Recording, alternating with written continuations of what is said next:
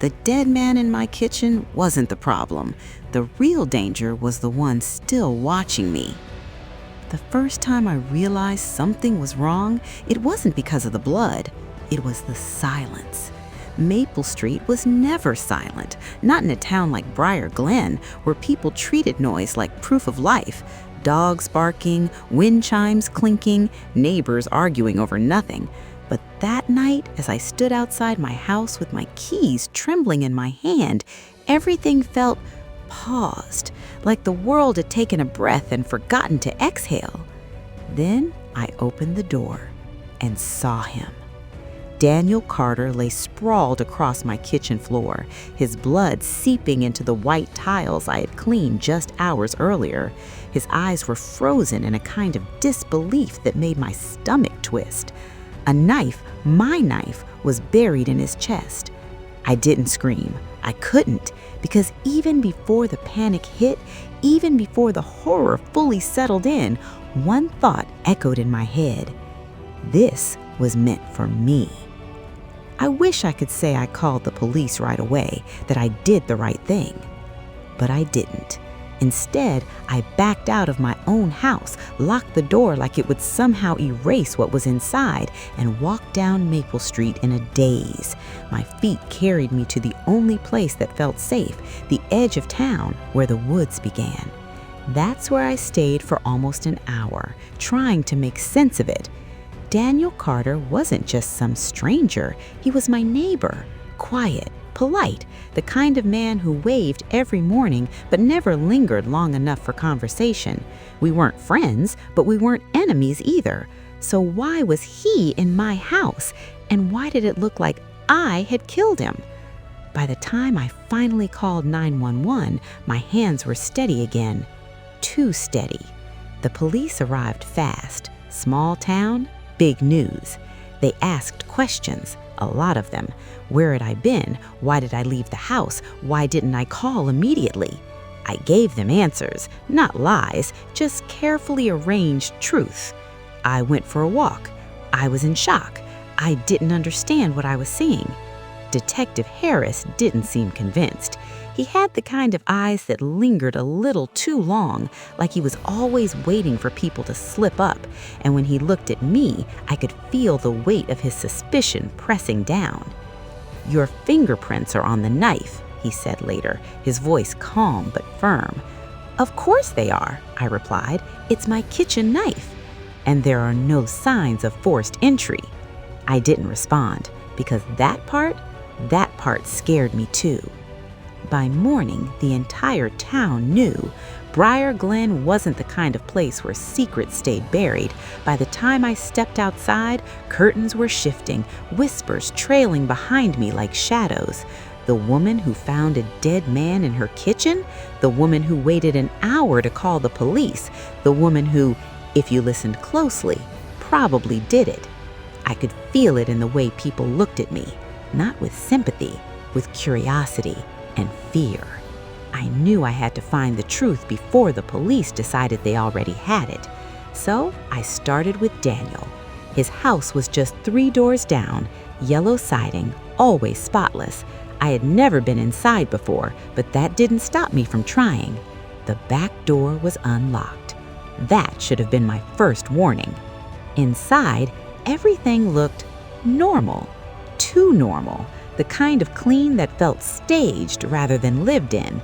No dishes in the sink, no clutter, no signs of a man who actually spent time there. And then I noticed the wall. At first, I thought it was a reflection, but when I stepped closer, my breath caught in my throat. Photos, dozens of them, all of me. Walking my dog, getting my mail, sitting on my porch, even one of me through my bedroom window taken at night. I felt sick. Daniel Carter hadn't just been my neighbor. He had been watching me. For how long? And why? I didn't hear the footsteps behind me. Breaking and entering isn't a good look right now. I turned sharply to see Detective Harris standing in the doorway, his expression unreadable. "I can explain," I said quickly. "Please do." So I showed him the photos. For the first time since I met him, his composure cracked. "What the hell?" he muttered. "Now do you believe me?" I asked. "Someone set me up." He didn't answer right away. Instead, he stepped further into the room, scanning the walls, the floors, the details I had missed. Then he said something that made my blood run cold. "This isn't obsession," he said quietly. "It's documentation." Back at the station, everything changed. The photos weren't random. They were labeled, dated, timed. Daniel Carter had been tracking my routine with precision. When you leave, when you return, when you're alone. It wasn't just creepy, it was planned. "But for what?" I asked. Detective Harris leaned back in his chair, his fingers tapping against the table.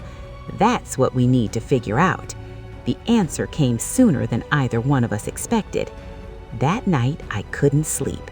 Every creak of the house made my heart race. Every shadow felt alive.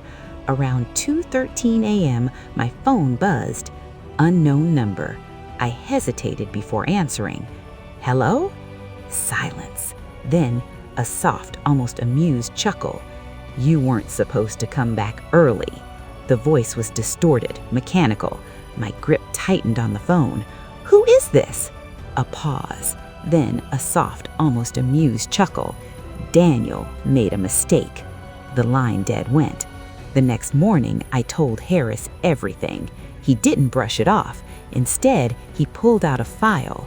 "There's something you should see," he said. Inside were reports, missing persons, not from Briar Glen, but nearby towns. Women, similar age, similar routines. My stomach dropped. "They all disappeared from their homes," Harris continued. "No signs of forced entry. Just like mine." "You think Daniel was involved?" "I think Daniel was part of something bigger." The realization hit me like a wave. I wasn't the first. I was supposed to be the next, but something had gone wrong, and Daniel paid the price for that mistake. We set the trap 2 nights later. Same time, same conditions. I stayed in the house, lights off, doors locked, and waited. At 2:13 a.m., the back door creaked open. My heart slammed against my ribs as footsteps echoed softly through the kitchen. Then, a voice. Plan B, I guess. The light snapped on. "Police!" Harris shouted. The man froze. For a split second, our eyes met, and I recognized him. Not from anywhere obvious, not a friend, not a stranger. Something worse. Someone invisible. The mailman. Everything unraveled after that. He confessed faster than expected. There were others, a network, people who studied routines, identified targets, and executed perfect disappearances. Daniel had been one of them, but he had slipped. He let himself get too close to me, and when I disrupted the plan, someone had to clean up the mess. Weeks later, Maple Street wasn't silent anymore, but it wasn't the same either. People locked their doors now. They watched each other differently. And me? I moved. Not because I was afraid, but because I understood something most people never do. Danger doesn't always break in. Sometimes it lives right next door, watching, waiting, and learning the exact moment you'll be the most vulnerable. Thanks for watching.